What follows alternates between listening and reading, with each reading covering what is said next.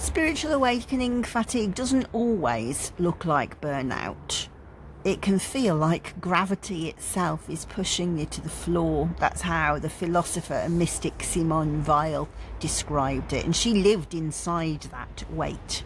She said sometimes she felt like she was crushed by God's presence.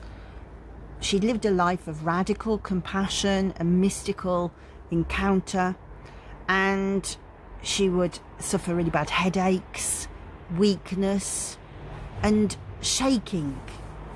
But that wasn't from a lack of faith, more from bearing too much reality. And so she discovered that her recovery didn't come from prayer, it came from attention to the real. So she talks about how she would tune in and feel the breath on her face, or the weight of the bread in her hands, and she would say absolute attention is prayer. The grounding in the concrete brought her spirit back into her body. And she used manual work as medicine.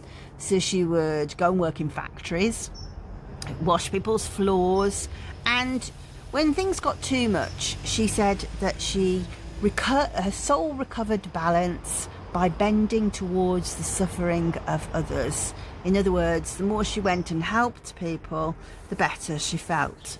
And she said the cure for her spiritual awareness fatigue, or my words, not hers, was contact with necessity, to do real service, real humanity, attention, labour, and just that was her efforts to stop the light from consuming her, really.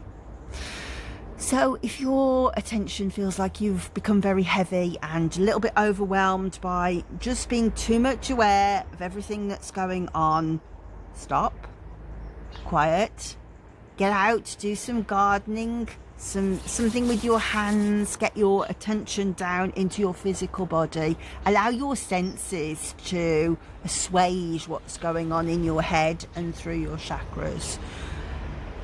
Wind on your face, sound of the birds, and use some essential oils. If you want to click the link, I will take you through to my 3 essential oils for spiritual awakening. Exhaustion.